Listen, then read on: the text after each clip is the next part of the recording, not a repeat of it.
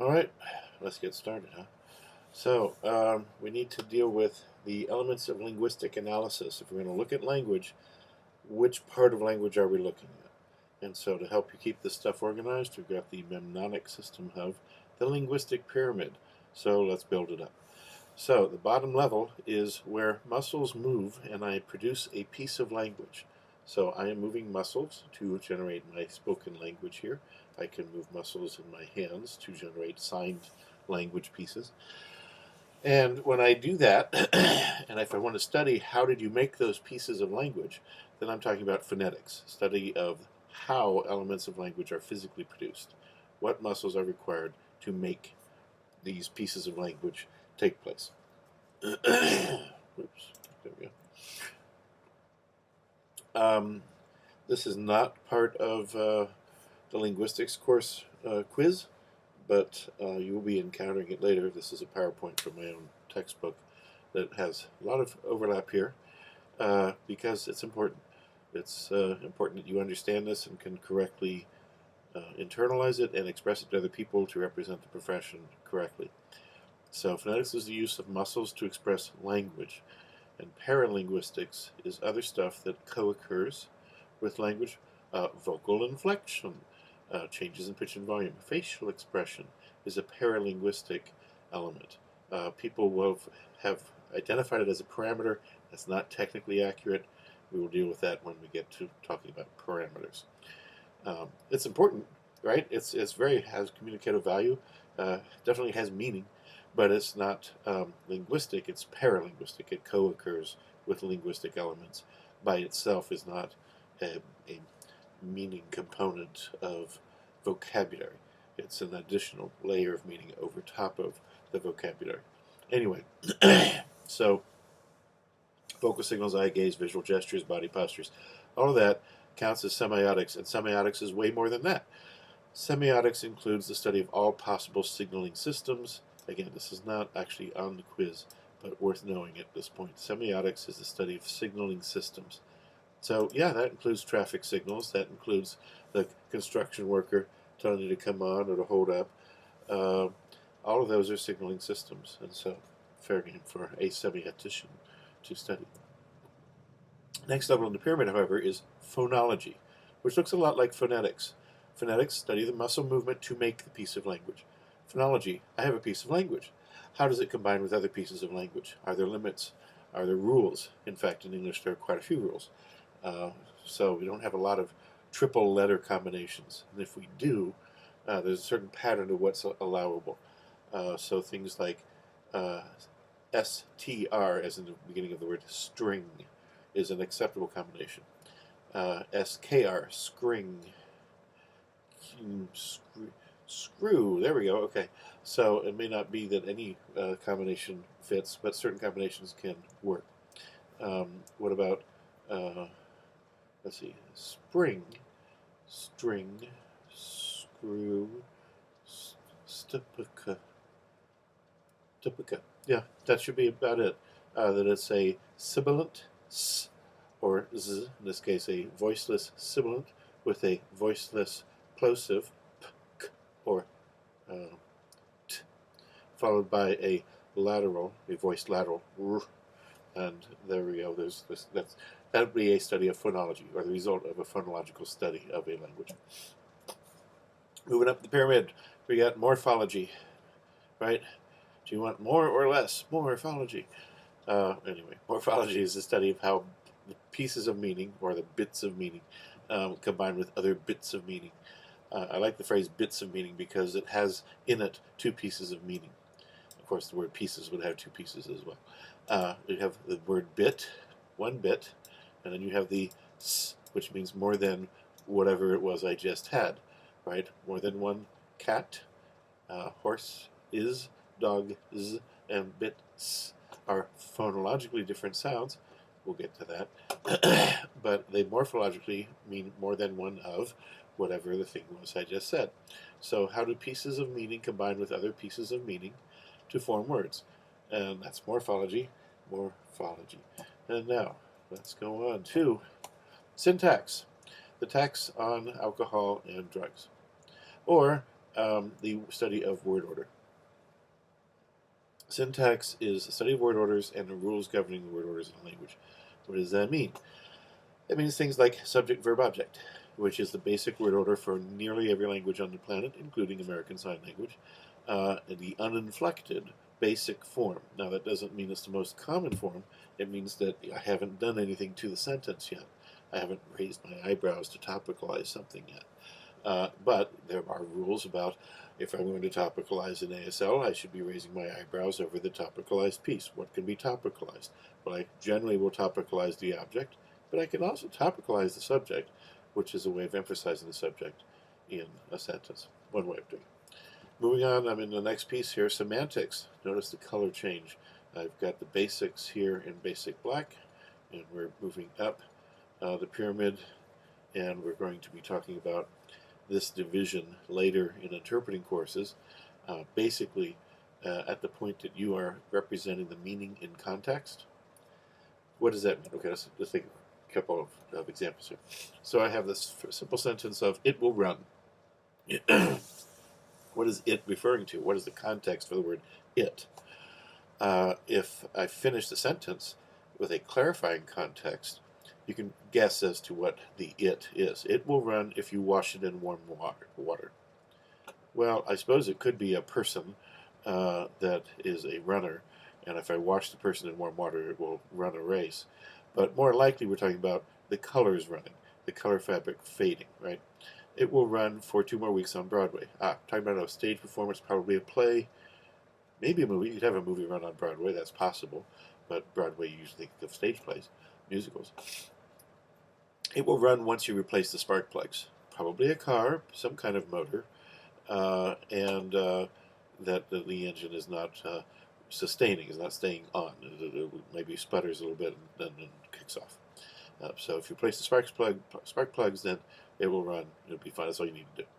It will run if you snag it on something sharp. Probably some kind of fabric that would, instead of running in the wash with warm water, it's going to unravel and run and become, well, unstitched, essentially, is what that word version of run. So in each case, the beginning phrase is the same. What does it mean? What does the context provide? Here's another basic element on that. We have different hierarchies of meaning, the relationships of meaning from one to the other. This is all under the category of semantics, right? We are in the semantic layer of the linguistic pyramid. And this is where good interpreting takes place, begins to take place, and that's why we have the color coding. That if you're dealing with the pieces of meaning and the basic word order of the language you're trying to do, but you're not getting the right meaning in context, then you're going to be talking about your nose running, the water's running, the engine's running, and none of these things have legs, so that's not technically possible. All right, so back to this one, semantic hierarchies. I have the very, very broad category of food, and within it I might have fruits, grains, vegetables, and meats. And if we explore the fruit section, I might have such things as apples and pears, and of course, hundreds of other possible fruits. And if I look at the apples, I might have Golden Delicious and Granny Smith, and even within those, I might have subcategories. And so I could say, hey, hand me that Golden Delicious over there. I'm thinking of making a pie. Well, I could also say, hey, hand me that apple over there. If the kind of apple I'm looking for is all of the choices, then there's no point in me saying, hey, hand me one of those Golden Delicious apples. Well, they're all Golden Delicious apples. In fact, there's only 3 of them. Well, I've got 15 apples, and I've got 2 of each kind of, well, that wouldn't work out. I've got 3 of each kind of 5 different kinds of apples for 15 apples. And some of them are Golden Delicious, some of them are Granny Smith, and some of them are Fuji, and some of them are, what is that, honey something? Anyway, there's all kinds of apples. So I could specify the kind I want. I could just say apple, or say, yeah, I'm thinking of making a fruit pie. I actually think of making an apple pie, but I didn't specify what kind of fruit pie it was. Maybe leave me guessing, right? Maybe I haven't made up my mind yet. Maybe I got a pear or 2. Or, I don't know, fruits, let's see, strawberries, blackberries, blueberries, raspberries, and so forth. And aren't you getting hungry now? So, chances are that this link of connections here works well for food, but might not work well. We're talking about, I don't know, computers. We have Apple computers, but to my knowledge, they have Macintosh, but they don't have Golden Delicious. They don't have Granny Smith, so they don't duplicate all of the possibilities. They were cute in coming up with Macintosh, which is a kind of fruit apple and also a kind of uh, computer apple. But what would the hierarchy be in this case? If I went one level up from that kind of an apple, I would probably say computer or phone or um, the network technology company. But what is Apple anymore? It keeps expanding in providing services as well as hardware. So what would the upper category be? I don't know. Or would you have multiple Apples for the same company, one under the guise of um, music and television service provider, one under phone manufacturer, and so forth? Those are possible too. Uh, Depends on what hierarchy and what you're talking about and your meaning and context, and that is semantics. Pragmatics is the study of how social and environmental factors influence the meanings of the speaker. And discourse, um, well, okay, this pragmatics is in its basic form. Pragmatics is using language to do things, and discourse is looking at how a group that uses language uses it effectively among themselves. And what are the social norms of language use, such as politeness, uh, showing respect to people with with a hierarchy of the differential, like in Japanese, you would have san, like uh, I don't know enough Japanese to put together a logical connection, but if you said Professor San, there'd be a professor with a respect marker at the end of it, which maybe is built into that word anyway. I don't know. Point is, pragmatics is actually the more interesting side, which is why I listed second. Well, anyway, discourse and pragmatics. Pragmatics is I'm using language to do something. What am I doing? I am informing you about the linguistic pyramid. So I'm using language to do something right now. What are you doing with language? Well, maybe you're using language to demonstrate your knowledge about a topic when you complete a quiz or an exam. Maybe I'm using language to entertain, or to warn, or to admonish, or to complain, right? So we do things with language, and that's the realm of discourse and pragmatics. So if we're interpreting, are you telling me the right vocabulary for the concept, and are you organizing it in a way that if somebody in ASL were complaining, it would look like this? Are you complaining in the way that people complain in the deaf community, or are you informing in the way that people inform in the deaf community? And then that takes us to the very top of the pyramid, which is stylistics, the study of how a single person organizes and uses language within context, within patterns, usually behaviors of patterns. Stylistics includes the kinds of things that entertainers will pick up on when they're imitating or giving an impression of, say, a famous person or the President of the United States. There's certain mannerisms that a person has, certain catchphrases maybe that they will use, and those are elements of style. We will also see that style includes the concept of how formal or informal something is. It's a very formal style, it's an informal style, and that is style and not the next thing I'm about to show you, which, if you're reading, and many of you will be reading, so you want to be an interpreter, misidentifies this. So I ask you to be careful in your readings, and I will guide you as best as I can around the edges, but register and register variation. Register variation is way more useful than formal and informal. Register variation is, well, a little bit more tricky to understand, but not so tricky when you think about it in practical terms. Who is speaking? Who are they talking to? Right? So, who are the participants? What's the topic? What are we talking about? Where is this taking place? And how is the communication taking place? So, let's take a scenario. I don't have scenarios in here, do I? Not really. Yeah. So, doctor is one of the who's talking to patient. Okay. We're talking about the upcoming surgery. We are in the doctor's office, even though the surgery is going to take place in a surgical bay in a hospital or something. And how are we talking? We are talking face to face using English. Okay, well, now I'm going to throw an interpreter into this mix. Still, surgeon talking to patient. Patient is deaf, but they're still a patient. Surgeon could be deaf. It doesn't really matter. What are we talking about? The surgery that's coming up. That's the same regardless. Where? We're in the doctor's office. That's the same regardless. How are we talking? Well, now it's a little bit different. Now we're using English and American Sign Language and a person to interpret between those two different languages. But there's probably some gestures. There's probably some graphics on the wall that we have a specialist. Usually they have posters if they are doing back surgeries. You probably have a skeleton or a diagram of a skeleton in the office someplace so that people can see what it is you do and you can use it to explain what's going on. That might be an important part of how you communicate this message, that you have spoken language, sign language, and some graphic imagery that helps reveal details, which might help you generate, I don't know, classifier depictions at some point. Different scenario. Attorney talking to convicted criminal about appealing the case in the jail cell, and they're writing notes back and forth because it's not particularly private. Or they are in a private discussion room that they're guaranteed to have no surveillance cameras or monitors in, and they're talking in spoken English or, with the interpreter, spoken English and American Sign Language. Register is exactly what I want to know when I call my interpreting agency and I say, hey, do you have any work for me?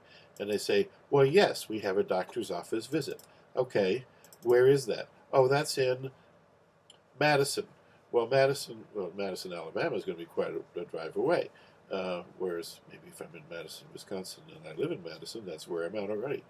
Okay, who are they? Well, we have the doctor so and so, and the patient name, and maybe they will tell me the name right away, maybe not. And of course, how I'm going to assume in general when I'm being contracted for interpreting, we have American Sign Language and spoken English, but it may be that I have tactile American Sign Language, or I have a deaf-blind consumer. Okay, these are the questions that I want answered every time I take an assignment. Do I feel qualified to work with language in with these conditions surrounding the language use? Who's talking to who? What are they talking about? Where is this communication taking place? And how? The where is useful just so that I can get there, but the where can influence communication too in different ways. We're in a chapel. We're in a bar. We're in an office, private office. We're in a classroom lecture hall. That may also influence the how. I need to use a microphone in the lecture hall or in the chapel. Maybe I have a microphone. Um, and so, anyway, that's the idea. And so, where is register variation on the linguistic pyramid? It is down one side because all of these things can influence your register variation. What muscles I move to make what speech sounds, to make the pieces of the meaning that I put into a certain word order and that have a certain meaning in the context of I'm in a religious service, right? Or I'm in a dance show. And so discourse and pragmatics, what am I doing? Am I trying to inform, entertain? And then the style, if I can get to it, I might reveal things about the style of the presenter. If they're like a game show host kind of presenter, and maybe your pastor has that going for them, right? And they say, hey, welcome to church today, and we're going to talk about salvation. Yeah, all right, who's going to come on down front? Come on down. And you could do that. That's entirely possible. And if I know that about the people going on, I know their style and discourse, those are all elements of register variation, including the whose style are we talking about? Are we having an equal conversation between 10 people? Is it primarily one person talking and the other 9 are just there to attend and listen? What are we talking about? We're talking about church and religious items in the chapel, or are we in a classroom, or are we at someone's bedside? And so all of these factors influence the communication to some extent, maybe not completely, right? If the topic probably would override a lot of the other things, but if you have a doctor talking about salvation and a pastor talking about salvation, there might be very different conversations, and what kind of pastor, right? Or what kind of religious cleric are we having? We're talking to your rabbi, you're talking to your Baptist preacher, you're talking to an imam, who are we talking to? What exactly are we talking about? We're talking about religion, but which religion?